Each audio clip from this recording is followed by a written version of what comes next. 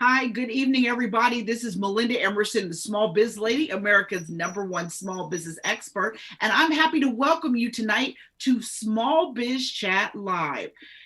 Tonight we're doing a special show on business resiliency. We're going to look at leadership, personal self-care, and how to support your team.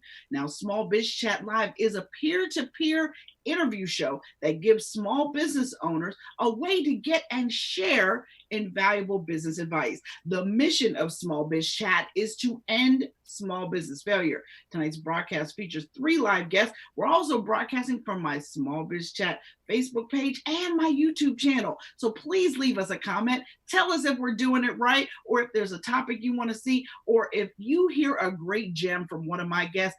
I want you to share it. I want you to tweet it. I want you to give them a shout out, because this is why we do this.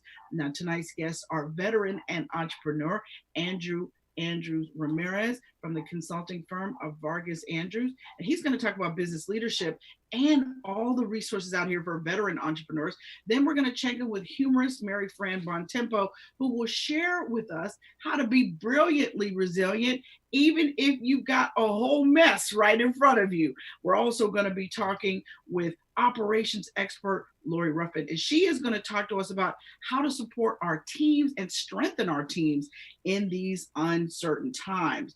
So with that, let me introduce my very first guest, Andrews-Ramirez. Boy, that's a whole mouthful, Andrew. He was an infantry soldier who turned entrepreneur, and he is passionate about transforming businesses and business owners' lives.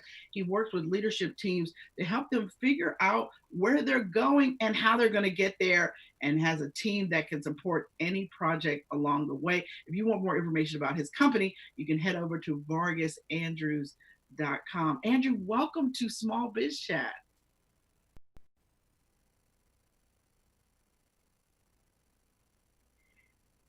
I'm so excited to have you here with me tonight. Can you tell us a little bit about how you made your transition and journey from military to business ownership? Yeah, so when I left active duty, I was fortunate to have the opportunity to be a career switcher. And I chose the avenue of going to business school at University of Chicago. There, I was able to do lots of internships in private equity during school. Came out, went to Accenture, did a lot of strategy work before coming out here to LA to work at a family office. And after that, I just saw all the value in things that I was creating for the 6 portfolio companies that I was in charge of. And it made sense to branch off and start my own business. Okay, and how long have you been in business? We just hit our 3-year anniversary last month. Okay, and tell us a little bit about what you guys do there. So we work with business owners, to transform their businesses and their lives. And we do this through a lot of different methods, but first and foremost, using a foundational tool called the Entrepreneurial Operating System. It was created by an entrepreneur called Gino Wickman, and it really is an execution framework that works for any business, no matter its size, and really gets everybody on the same page, understanding where they're going and how they're going to get there. And then beyond that, through that journey, we find a level of transparency in a business. And as those issues fall out, we figure out ways to partner with our clients to help them knock down those issues. Got it. So you are a former veteran. You are a veteran, so you were active duty. So have you found it to be an advantage in business to be a veteran-owned business? It definitely is. I would say that it depends. So if you are focused on more things like government contracting, of that nature, a lot of city, state, and federal government agencies have set-asides that you get access to. So it's really great to build a business there. Beyond that, I would say that the credibility that you have from the leadership capability, if people know that you've deployed and done service to this country, I would say that that gives another level of respect for people to take a chance on working with you. Okay. And now, so let's talk about the speed and scope of the coronavirus, right? It has really caused a crisis and extraordinary challenges for leaders of businesses large and small, right? I mean, people need revenue, but they also have to be safe too. So what are you hearing from clients in terms of how people are struggling? Some places are ready to reopen. Now we're having this resurge, like, we could all get shut down again, tomorrow. Mhm.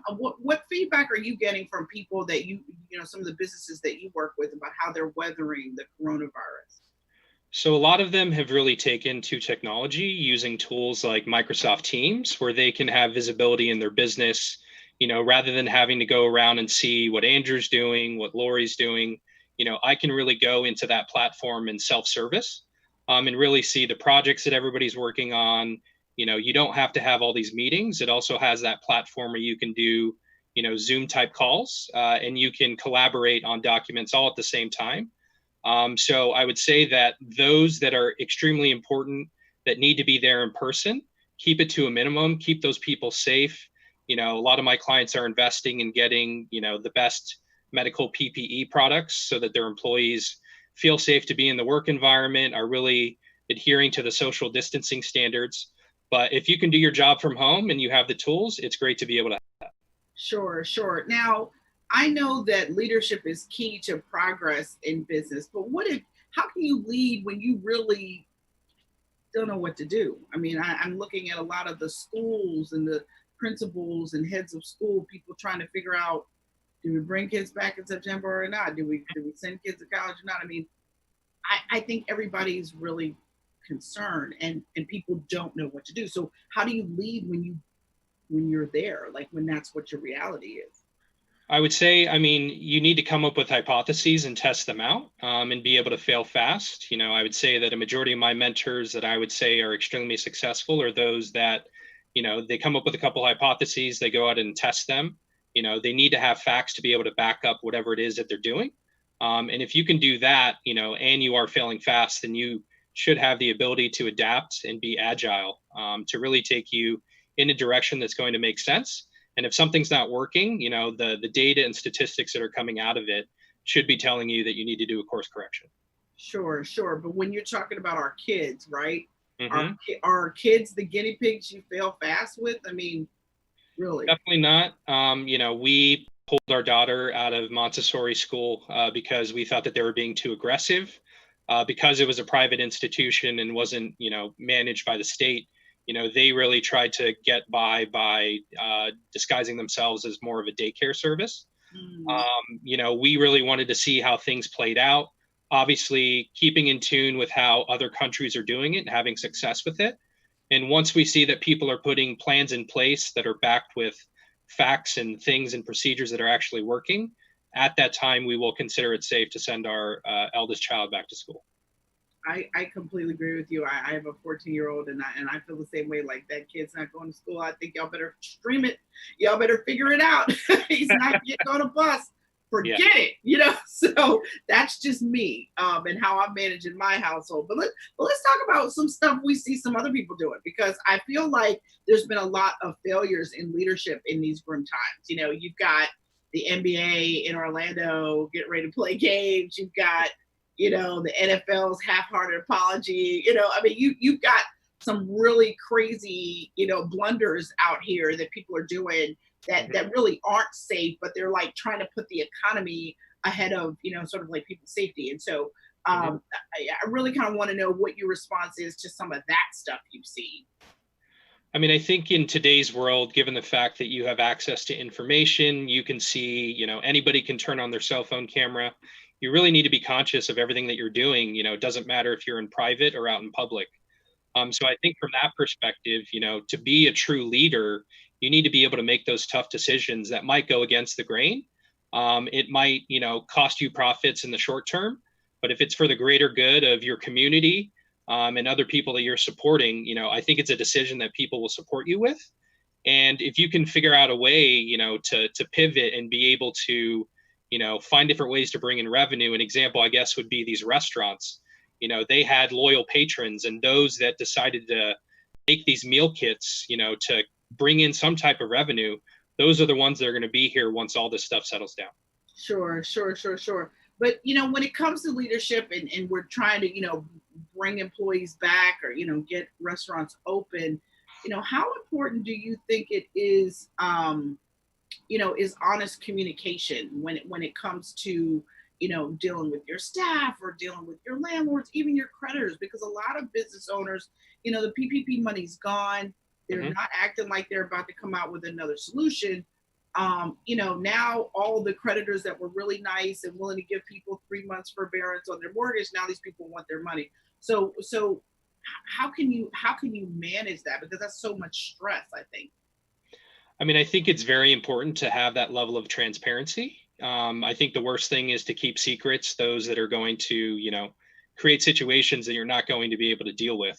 So I think from that perspective, having that level of transparency, if you're a business owner and you know that you can't make payroll and you're trying to figure out different ways to do that, you need to be honest and upfront with your employees to allow them to have that opportunity to figure out different ways that they're going to pay their bills, pay their mortgage, et cetera.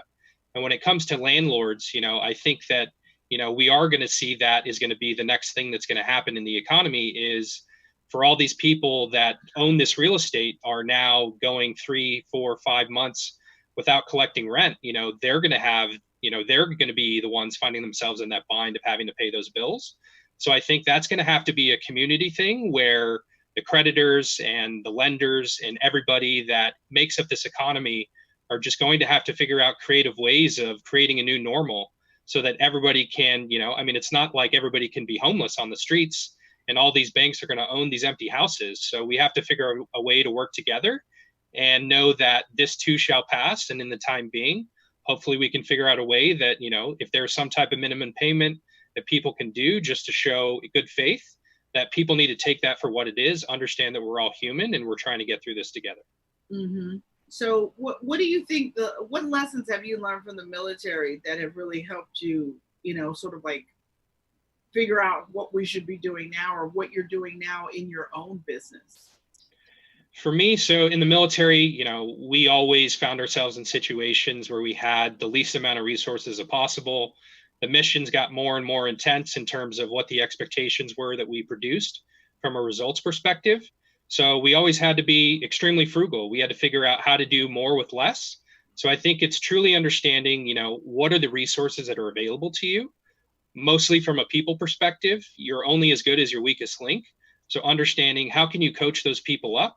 How can you utilize the resources that you do have available to make sure that you're keeping people safe, you're moving towards accomplishing your mission, and at the end of the day, you're doing some good in the world.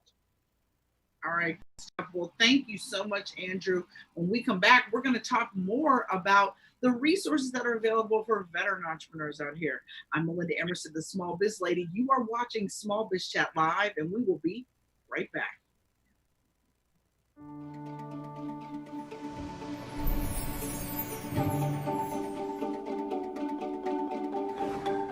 Hi, I'm Melinda Emerson, Small Biz Lady. I know you might be thinking about quitting your business and going back into corporate America, but wait, before you give up, my new book, Fix Your Business, could give you a whole new lease on life. My 12 P's of running a successful business will walk you through step by step how to grow your business revenue, how to hire great people and streamline your processes, and so much more. Grab a copy today of Fix Your Business and get your life back.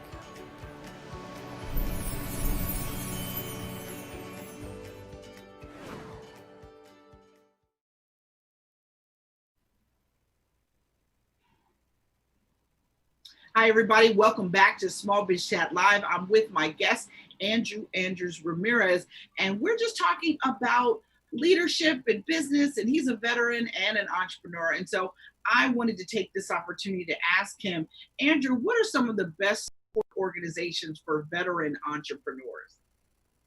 So 3 organizations I constantly go to, one of them being Bunker Labs. So they've got 3 types of educational resources. One is a distance learning if you have an idea and are trying to figure out if it's a viable business. And it's a great program that's free and available to all veterans or spouses of veterans.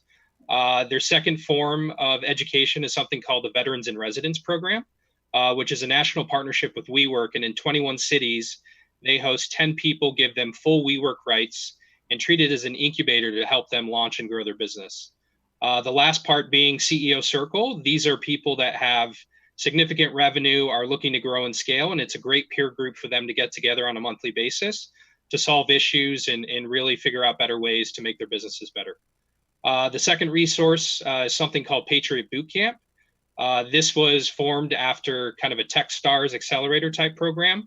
One of their main programs that they offer is a 3-day intensive technology focused type program where you can bring your idea there and really learn how to launch an app, launch some type of technology business, software as a service type product. The last part being the Small Business Association. And this is, they've got their own office dedicated specifically to veterans. And what's great about that is they figure out creative ways to help you get the funding that you need to start a business or grow a business. Good stuff. Good stuff. All right. So are there training programs that are specific to veteran entrepreneurs? I know those are support organizations, but are you aware of programs specific for veterans?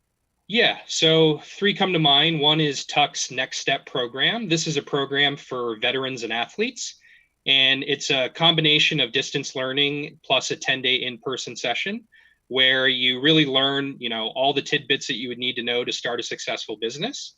It really teaches you the basics in a boot camp type format to really go out there and hit the ground running when you take that idea and make it into a business. And that's at Dartmouth College? At Dartmouth, yeah. So it's through their business school. Okay. The second one is Stanford Ignite. This is for post 9/11 veterans. The great part here is that Stanford has such a rich alumni community that they open up, the floodgates to everything. So you get to go and visit VCs. You get to go visit, some of the best tech companies, that are the next unicorns. It really gives you access to this mentorship and apprenticeship type program. And you're surrounded with like-minded people that are looking to do great things, to be innovators and entrepreneurs in their communities. The last one would be the Syracuse IVMF Entrepreneurship Bootcamp for veterans. Also a 3-stage process. 2 of those stages are distance learning, and the third part is in person. Similar type program, really connects you with a lot of great resources to get you the funding that you need, how to do a business plan, how to go out there, and be successful in whatever you're passionate about. And I've actually worked with the program at Syracuse. I've actually been one of their trainers for their VWise program for women veterans. So great. I'm actually very familiar with the work that they do at Syracuse. So that's really cool. Well, thank you so much, Andrew, for being here with us and giving us those tidbits. I always want to be able to support, minority and women business owners, and certainly veteran business owners as well. So thank you so much for enlightening me about some organizations I wasn't even aware of. So stay with us though, because we're going to bring you back at the end. And when we come back, we are going to talk to Fran Bontempo, and she is going to talk to us about, hey, if you got a mess, that's okay. You can still be brilliant. You are watching Small Biz Chat Live, and we will be right back.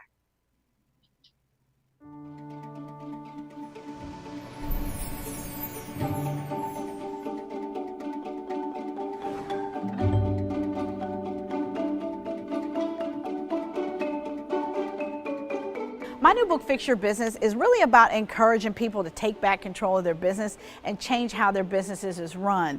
It's not okay to skip paychecks. It's not okay to never feel like you can take a vacation. And it's also not okay to not know how much profit you've made in your business until your taxes are done.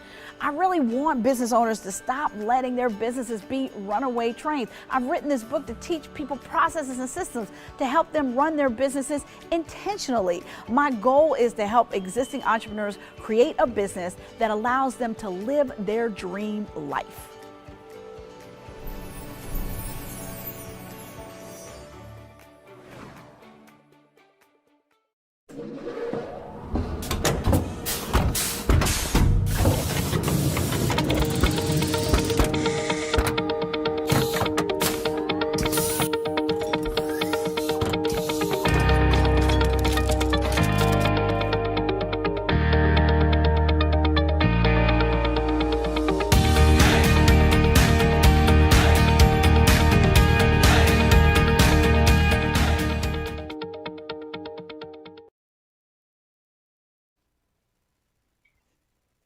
Hi, everybody. Welcome back to Small Biz Chat Live. I'm Melinda Emerson, the Small Biz Lady, your host, and I'm very excited to welcome my next guest, Fran Bontempo. But before I get to that, I just want to remind everybody that we are broadcasting live on Facebook as well as YouTube tonight. So if you like what you're hearing, please share it. Please leave us a comment. Please give them a shout out over on Twitter too. So with that, let me get back to my guest, Fran Bontempo. She is a two-time TEDx speaker, author, humorist, media host who teaches audiences to uncover their brilliance and resilience 15 minutes at a time. She's a sought-after presenter for corporate and association events. And Fran is the author of The 15-Minute Master and The Woman's Book of Dirty Words. All right. And she's also the co-founder of Brilliantly Resistant, which is a great podcast that I have had the opportunity to be a part of. She proves small changes can make big life-altering transformations. And Fran created her life-affirming brand after going through a challenge with her own son's heroin addiction. So she's a frequent media guest and speaker, and she delights audiences with her empowering and entertaining message. You can find out more information about her at Brilliantly Resistant, resilient, not resistant. What do I say? Brilliantlyresilient.net. Fran, welcome to Small Biz Chat Live. Hey, Melinda, thanks so much for having me. What a pleasure. Oh gosh, this is a treat for me. Now, people are dealing with a lot of stuff, right? People have your family members and friends who are sick. Now schools are supposed to open soon. Now people are supposed to be opening, but we might have to close back up again. How should we be acting right now? Things are not normal, Fran. No, they are not. And I don't know that we're going to find out what that means anytime soon. So, for me, after my hair was on fire and I ran around screaming and panicking and all that kind of stuff, when I finally took a breath, I realized that what we needed to do is just stay in this present moment, because nobody knows. Like, everybody's got these big plans. Oh, we're going to open up. We're going to do this. We're going to do that. They just don't know. So I think you have to be prepared for the unexpected, which clearly this whole situation was. And recognize that because everybody's in the same boat, nothing that you do in this particular moment is going to make or break you. So I think we all have to approach it with that perspective. This moment will not make or break anyone if you make a certain decision, because you'll be able to dial it back. Heck, everybody's dialing stuff back every single day. So that's almost become the norm. So I think flexibility and again, that taking a breath, be in the present. All right, but there's so much pressure. People are getting constant collection calls now, real money woes. If you have no idea where your next sale is coming from, or you're worried about your spouse getting laid off because big companies are laying people off too, or going bankrupt and all this kind of stuff. What advice do you have for the person who just feels like it's just, like the world is caving in on them almost? Well, I have found crying to be very effective. It's you just got to release the pressure cooker somehow. But the other thing is, you know what? You got to put up your hand. You have to ask for help from every avenue possible, every single one. And that means, I know financially things are dicey right now, because at first there were all these relief packages, and now, we don't know what we're doing. But once again, everybody's in the same boat. And as Andrew said earlier, they're not going to turn the entire country out on the street because people can't pay their bills. That would kind of create another big problem. Sure. So I think you just have to ask for help, put your hand up. Anybody that you pay money to them, call them on the phone, cry, say, I can't do it, whatever you need to do. But I think people are understanding. They're still understanding because, again, everybody's back is up against the wall. So I can't say this enough times. We have to take a breath, and we have to recognize that this is happening to everyone. And again, the reference what Andrew said, they're going to have to come up with some more creative solutions.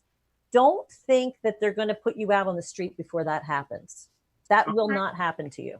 All right. And I happen to know that prayer works too. So, oh my gosh. So, my knees have calluses on them. Calluses. Yeah. So you always talk about brilliance and resiliency in 3 parts, and you call it reset, rise, and reveal. Let's talk about step 1. What's the reset? So the reset is what my partner, Kristen Smedley, and I call the sucker punch or the train wreck. And right now we are in a global sucker punch train wreck. It's different than anything any of us have ever experienced before. It's a global train wreck. So when you get hit with those things, there are a couple things that you need to do. First of all, again, I'll say, take a breath. You got to take that pause. This is an opportunity for us all to pause. It's a forced opportunity, and a lot of us don't like it, but it's there. So take the opportunity to pause. And while you're there, take a look at a couple things. Take a look at your values. Figure out what is really, really important to you. This is the time to dig down and figure it out, because we've all seen that life can change in a moment here, literally, quite literally in a moment. So figure out what your values are. Figure out what's important to you. Then figure out what your perspective on your situation is. Can you tweak it a little bit? Is it as bad as you think? Can you just, find a way to find something to be grateful for, whatever? That's the reset. And then the last thing that you look at in that place is, what are the controllables? What exactly do you have control of in this moment? There's a lot we don't have control of, but I'm going to bet that you have some control of some things in your life, even the smallest thing in the world. Find out whatever that is and control that. That gives you a little bit of your power back. All right. So then what is the rise? After we've done that, okay. How do we get to rise? Okay. So you've taken a breath, you've paused, you realize what's important to you, you've controlled the controllables. This is where you get to be a 15-minute master. This is where you get to ask yourself one simple question. What can, emphasis on the word can, C-A-N, I do to affect this situation? Not what do I want to do, because what we want to do is for all this to go away and everything to go back to normal. What? right? Yeah. So what can you do, taking a look at what your resources already are, taking a look at your skill set, taking a look at anything that's a transferable skill that you can look from one thing, can you move that to another place? And this is a big one for me. Take a look around you at your tribe. Is there anybody that you can collaborate with, align yourself with, just talk to, just as somebody that, you can kind of mastermind with? And then when you figure that out, that's when you start to rise, because then you come up with one single action step, just one, to implement to try to move you forward. And you see what the effect of that action step is, and then you make the next what can I do decision. And you got to take it and break it down in pieces, because again, everything's changing moment by moment. All right, so if I do all that, so I do my reset, I do my rise, how do I get to reveal? How does all of this reveal my brilliance? Okay, so people have a hard time figuring out what their brilliance is, but here's the good news. Your brilliance is not hard for you. We as Americans think for everything to be valuable, we have to have blood, sweat, and tears. That's not the way brilliance works. Your brilliance is the stuff that people come to you for. They ask you, can you help me with this? What do you think about that? Everybody has natural gifts. That's where your brilliance lies. So when you examine your values, when you take a look at your perception, when you see what your skills and talents are, and you align them with your natural gifts, with the things that you're naturally good at, that's where your brilliance is. Now, that doesn't mean that once you figure out what your brilliance is, all of a sudden the money is going to start pouring in and everything's going to be perfect. But what it does mean is that you finally know, this is my sweet spot. This is a place that I can begin to build from and deliver those gifts to the world. You're going to still have to do some work on it, but at least then you know what your brilliance and your sweet spot is. All right. Well, listen, I'm going to hold it right there. We're going to come back more with Mary Fran in just a moment. If you've been listening, we're going to have even more gems to help you get through what's going on right now. This is Small Biz Chat Live. Stay with us.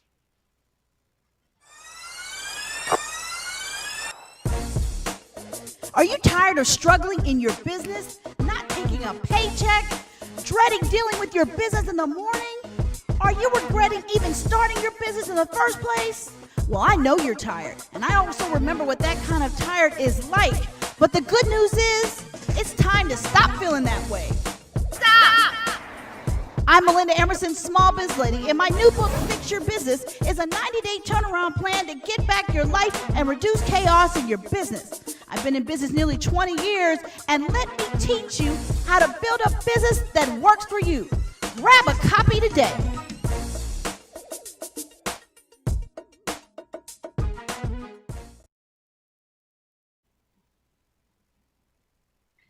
Welcome back, everybody. You are watching Small Biz Chat Live. I'm Melinda Emerson, the Small Biz Lady, your host, and we have been talking with Fran Bontempo about how to be brilliantly resilient in these uncertain times. Now, Fran, what should we be thinking about our coping mechanisms? Like, is that something helpful? Like, I was actually reading an article that said that you should think back to when times were better, just to remind yourself that they can be better. Do you believe in that, or is that? Well, I certainly think you have to find your happy place. I mean, and I was in the midst of dealing with everything with my son and his addiction issues. That was something that kind of got me through. I had to find a happy place. Now, sometimes in this moment that we're living in, our happy place can just be something that reminds us of normal. For whether it's, now that restaurants are opening up or whatever, if you can find a safe little, place where you can go grab a quick bite or something like that, something that reminds you of normal, that's a better time. But I would also say this, I think we need to also think about the times that were really bad. Like for me, I go back to the period of time when my son was in active addiction. It was the worst time in my life. But here's the thing, I got through that. All experience these sucker punches and these things that we've had in the past. Nothing like this. Of course, these details are entirely different, but we've been through stuff. And I think we have to go back to those moments and go, you know what? I got through that. And what did I do to get through that? What were my resources that I used to get through that? And I know we mentioned this earlier, but how important is it now to practice your faith, like more than ever? Like I'm a person, I believe extreme circumstances require extreme prayer. I really do. I believe in corporate prayers. I believe in telling people when I need prayer. I believe in that. But I was wondering, is people's faith going to be how they get through? I think, at least for me, I think in times like this, it's almost essential to go, all right, well, somebody else has this under control because we sure don't, like we clearly do not know what we're doing here. But one of the things that I learned when I was dealing with David's issues was the power of surrender. And for me, that idea of faith, and it's not about giving up. It's about giving it up.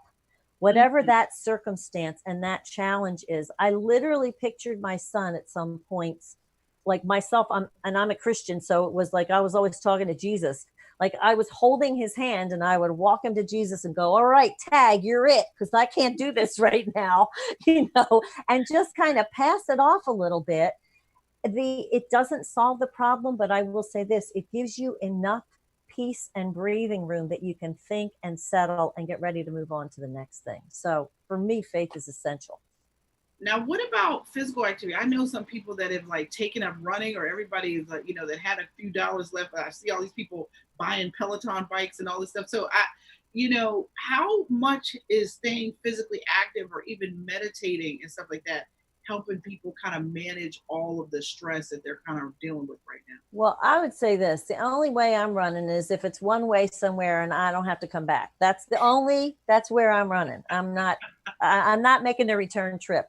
So I can't speak to the running part. I am a walker. I do a lot of walking.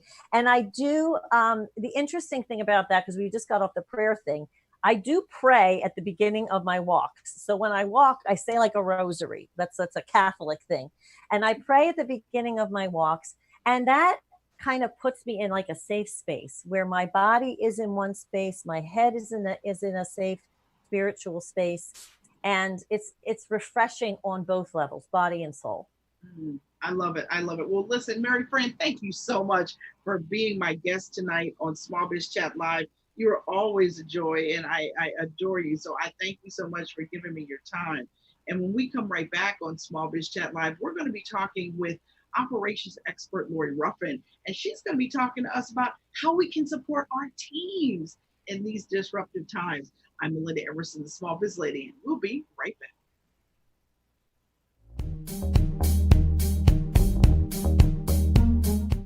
Hi, everybody. I'm Melinda Emerson, the Small Biz Lady, and I want to invite you to enter the Small Biz Chat podcast giveaway contest. For the next 30 days, starting today, you'll have the chance to win amazing prizes if you subscribe to the podcast.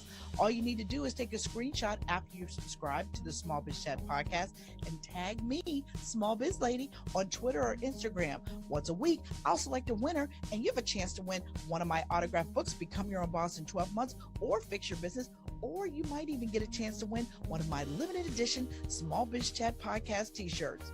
Don't delay. Subscribe to the Small Biz Chat podcast today.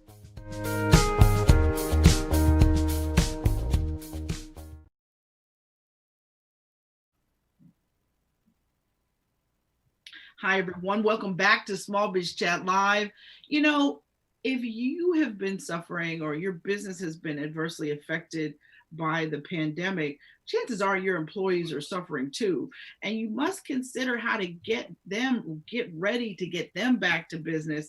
My next guest, Lori Ruffin, is an upbeat strategist, thinker, speaker, and founder of the COO team, an operations agency that specializes in helping visionary leaders get the strategy and systems they need to scale. She's drawing from her experience as Fortune 500 companies serving national and international nonprofits. And she specializes in working with entrepreneurs who lead small and mid-sized businesses to expand their capacity. Lori, thank you so much for being with us. You know, you guys over at the COO team, you must be working hard these days, helping everybody figure out what to do to keep their employees safe and compliant, frankly. So welcome to Small Biz Chat. Thanks. I'm really glad to be with you, Melinda. When everything happened back in March with COVID-19, when we were sheltering in place and under stay-at-home orders, a lot of leaders found themselves just disillusioned and wondering, what in the world are we going to do for our organization? What are we going to say to our people? And that was a very disorienting time. And then you fast forward to the end of May, and you've got the recent deaths of George Floyd and Breonna Taylor, and the civil unrest that ensued after that. And so it's another hit.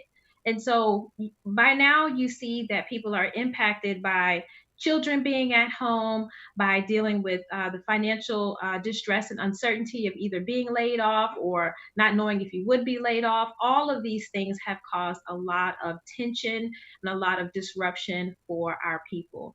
And so at the COO team, what we've been doing is continuing to walk alongside of visionary leaders, executive directors, CEOs, helping them to really think, what do we need to do now to support our people? As we know, people are the backbone of an organization. They're the ones who are delivering the service, selling the product, and our ability to support our teams really makes a difference in whether or not we are going to actually be able to survive times like this and still show up for our clients and for our customers. So how can we keep our teams motivated with all of that? I mean, all of that backstory is like, oh, okay, well, how am I going to get Johnny to come to work on Monday? You know, like what do I got to do? And to have him be invested and present when he gets to work. What do I need to do? Yes. Well, one of the things that we really early on encouraged leaders to do was to revisit your values. So I really love that Mary Fran suggested that and recommended that. It's so important because it's the consistency on how we deliver on our values in times of distress that builds trust or creates a dissonance of hypocrisy or apathy. This is not the time to kind of sit back and say, hey, we'll just kind of ride this out. No, it's time to double down on our values and revisit them. If we don't know them, kind of go back and to those strategic documents and say, what have we said we are about? And now let's actually show up in ways that are consistent with that. And I think that that really helps organizations, one, deliver on their brand promise internally, but then also it gives the team something to remind themselves of, why did I join this organization originally? And yes, I can continue to count on what we said we are about. Well, how can you help sort of the businesses that you work with, and all of us too, think about a company reset versus just a restart, right? You can't just assume people are going to come back and step back into the roles they were in and be good, right? I mean, that's not really realistic. Well, things have changed so much. I mean, think about it. A lot of organizations have had to pivot. We were able to walk with a lot of organizations that had face-to-face programs and events, and they had to bring those things online. So part of it is discovering together as a team, what do we need to do now? And so we always refer to a few things as grounding elements. So one, we talked about values, but we would also say that vision and mission are really important. Like, what is the main problem that you're seeking to solve in the world, and what are you doing it for whom? Once you kind of coalesce the team around those factors, then you can explore, okay, now the landscape is different. What does it look like for us to serve our clients given our current limitations? And sometimes we don't know the answers to that question. So instead of restarting as if we're continuing to do what we used to do, we are resetting. We're resetting expectations. We're inviting our teams into conversation around defining, how do we move forward and continue to provide value and service to our clients? And we do that together. So now that some businesses in some parts of the country are reopening, how should business owners create safe and welcoming environments for those employees that are coming back? And what if your people are like, look, man, I don't feel comfortable coming back? I mean, how do you handle, what should your reaction be to all of that? Yes, I think flexibility is key, Melinda. This is not the time to be heavy-handed. It's really important to think about what is essential and what is flexible. And so, one, every state is in a different phase of reopening.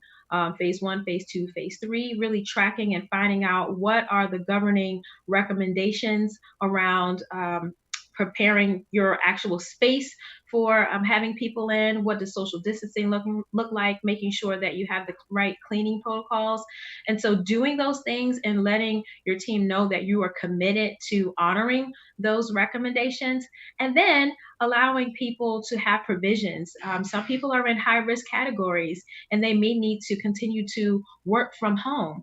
Be supportive of that. Utilize technology. We've been doing this for the last 4 months. And so if we need to extend that, I think part of that goodwill is really having that conversation with your team members and finding out what does each need, what can they do, and how can we work together to make sure that the essential elements of our operations can be taken care of, but that we're able to meet people where they are.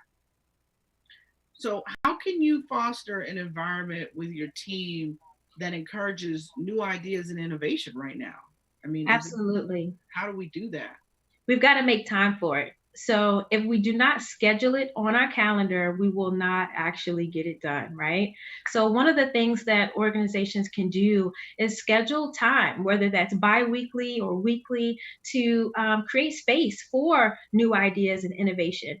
A lot of times, before COVID-19, we talked about stand-up meetings where you rally the team together and maybe throw out an idea and allow people to just kind of brainstorm and ideate.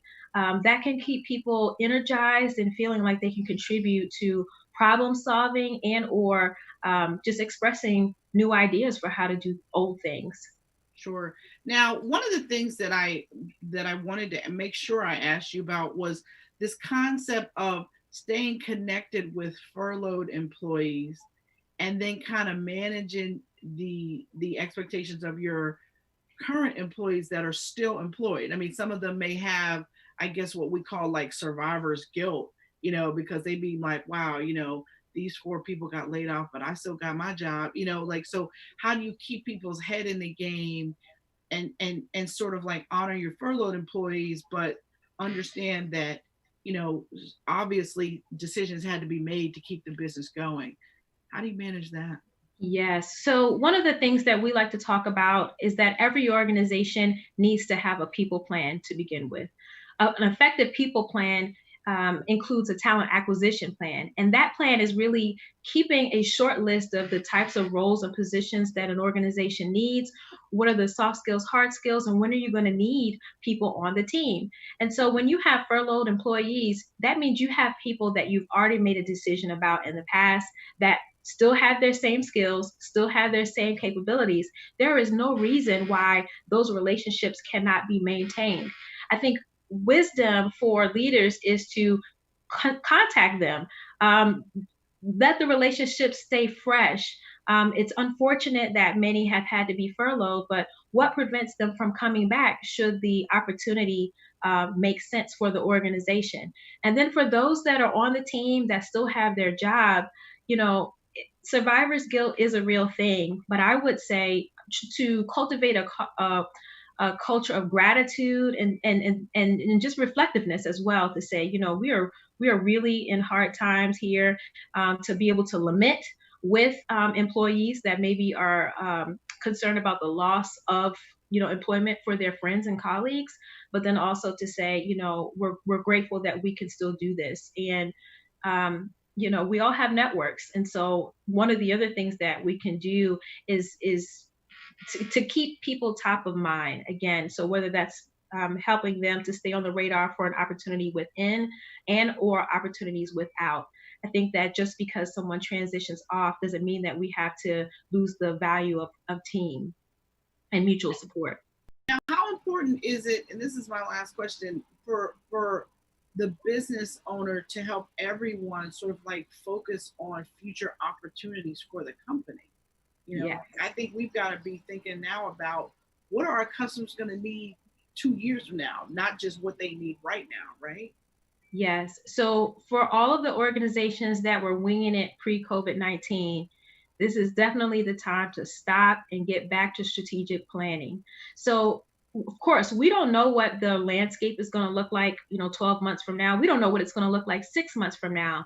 But effective strategic planning will at least ask questions around what are our strengths, what are our weaknesses, what are our opportunities, what are our threats, and what is it that we need to be working on so that we are aligned and able to take advantage of opportunities, where we are able to then also strengthen our weaknesses and leverage our strengths for all of that. So I think it's important to stop and ask those questions, to have those discussions with our teams and with our leadership, so that the team is ready and can be nimble and be able to be responsive to the opportunities at hand. And Well, without that, oh, I'm sorry, go ahead. oh, I was just going to say, without having those conversations, people are kind of lost. Like, it's already externally disorienting, and then it would be internally confusing about where we're going without having those conversations. Well, thank you so much, Lori, for that sage wisdom. I think you've given all of us some kernels of things to think about as we think about our current organization, retooling our organization, and being ready for the future of work. That's for sure. Now, what I'm excited to do right now is to invite our other two guests back. So please welcome Andrews Ramirez and Mary Fran Bontempo. It is now time for us to do my favorite part of the show. We call it Hit It or Quit It. Now, here's how it works. I'm going to ask each of you the same question, and the only rule is that you cannot repeat somebody else's answer, and you must answer in 30 seconds or less. So everybody ready? Okay. Yes. All right. So my first question is actually going to come to you, Andrew, because you've had the longest time to wait. So tell us, what is your favorite podcast? That's what I want to know. Favorite podcast, Andrew, and then I'm going to come to you, Mary Fran, and Lori, you are last. So go. So I've been doing a lot of research on podcasts and just really trying to find those that reach people, especially that small business community. And not to sound like I'm tooting your own horn, but your podcast has, in terms of the followers and the type of material that's coming to people, I would say that, you know, I found it to be extremely beneficial, not only for myself, but I've started to point a lot of other people in your direction, just to start to think about, what are the important things to consider as a small business owner. Oh, wow. Thank you so much. You like the SmallBizChat podcast. That's awesome. Well, you're now going to be on it because you were on this show.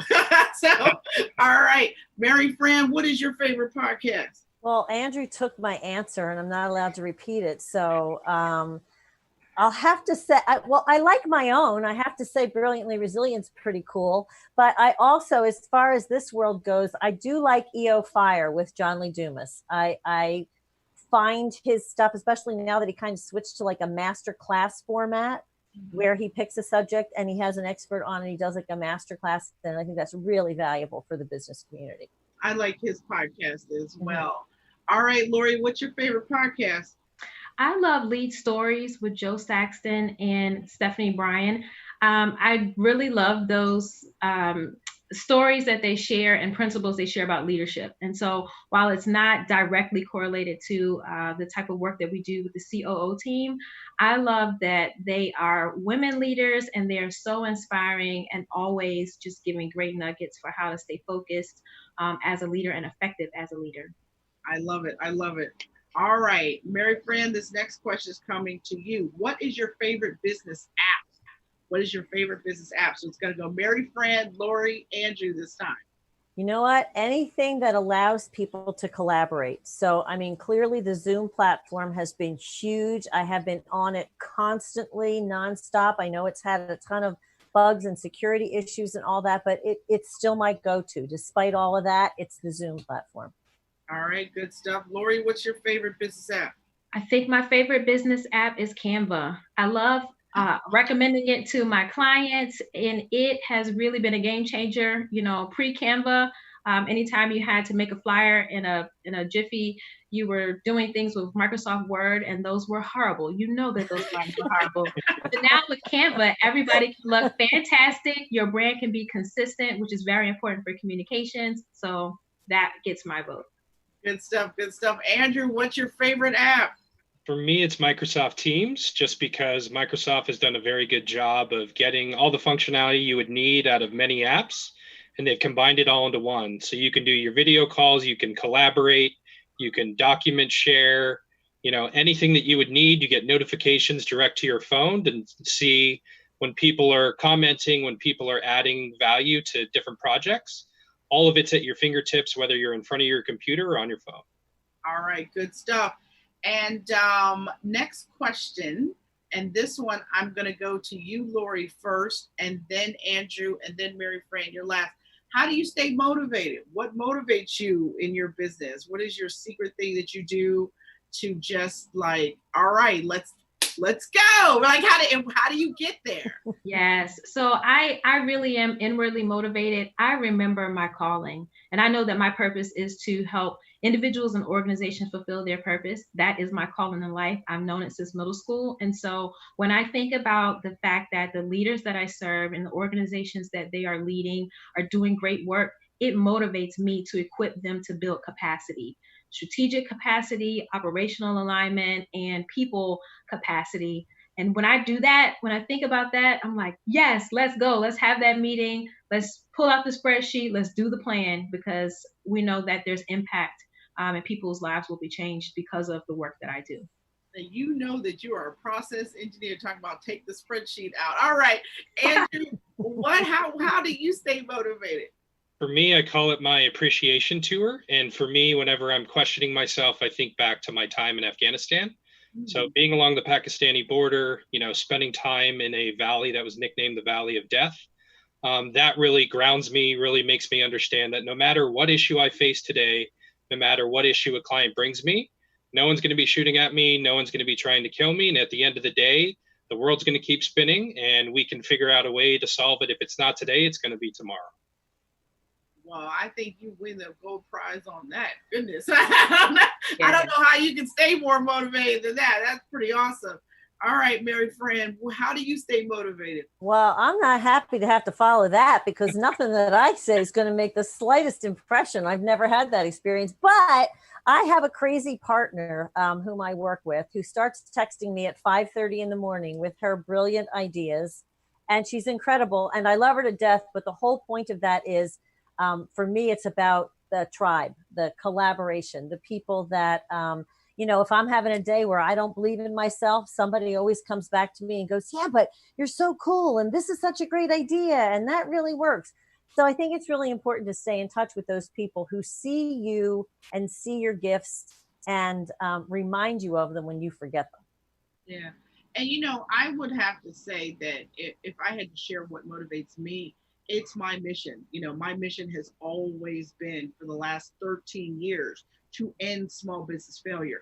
And every single thing we do, every book I write, every blog post, every interview I give is about that mission. And so that is what drives me on those days that I don't feel like putting my cape on and being your small business lady. I remember that. I'm like, oh, wait a minute, some little small business needs me. Hold on, I got to do this. So I'm grateful that I have that motivation, that clarity of purpose. All right, last question. And this one, I'm starting with you again, Andrew. And I know you got an answer for this. What is the best business book you have ever read? Go. I'm going to go Andrew, Mary Fran, and Lori. For me, it's Traction by Gino Wickman. Anybody that I meet that's a business owner, I hand them that book. It might be before they get on a plane. By the time that they land, majority of the time they've read that book and it changes their lives. It gives you a great template of how to execute. I would say that most business owners do not focus on the execution framework and everything that Lori talked about, you know, grounding yourself in your core values, your vision. It covers everything and it lets you know that you can figure out any issue that comes your way. You can put it in any of the 6 key components. And at the end of the day, your business is going to be better than it was yesterday. Well, I don't know if he could ever have a better testimonial than that. Goodness. All right, Mary Fran, what is your favorite business book? Well, my favorite book is not a traditional business book. It is a book by the writer Anne Lamott, and it's called Bird by Bird. And the book is actually it's a study of her process of writing, which at heart, that's what I am. I'm a writer. And it's also a study of her struggles. I mean, she had issues with alcoholism and whatnot. And the book can be summed up by the title of it. Her brother, at one point when he was young, had a paper to work on about birds, and he didn't know where to start. And his father said to him, just take it bird by bird, buddy. And it's just a reminder, just in the title alone and all throughout the book, about how we can break down even the biggest problem. If we break it down, we take it bird by bird, we can come up with a solution. All right, good stuff. Lori, what's your favorite business book? All right, this is tough because I've got two that tie. I'm just going to jump out there with one of them. It's called Necessary Endings by Henry Cloud. And so the thing that I love about it, it's not exactly a business book, but it talks about how in life, things have to come to an end in order to have a new beginning. And so since we work with visionary leaders that are so excited and they're so eager, they jump in head first and don't often think about the operational pieces. They can often take on a lot of things. And what we like to let them know is less is more. In cutting back and bringing certain things to an end, it gives an opportunity for resources and energy to go to what can be more fruitful and what can last and what can be more sustainable. So I like that the framework of the book just really challenges our presuppositions as well as our tendency to hold on much longer than we should. And so I think that there's freedom in releasing and things so that other more productive and efficient and effective things can emerge forward. Well, that was a great explanation of that book. You make me want to go read it. And certainly I want to share with you my favorite business book is The E-Myth Revisited by Michael Gerber. I read it a lot of years ago and it changed my life. And so that is my favorite business book. And with that, I want to thank all 3 of my awesome guests for tonight.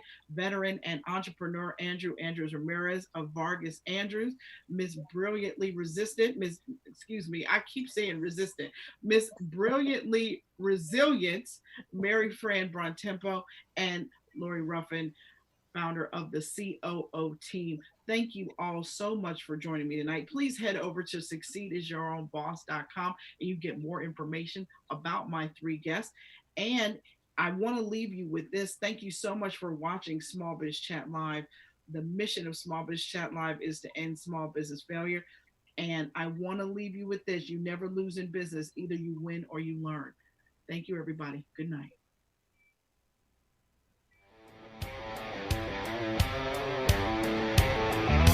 let's kick it.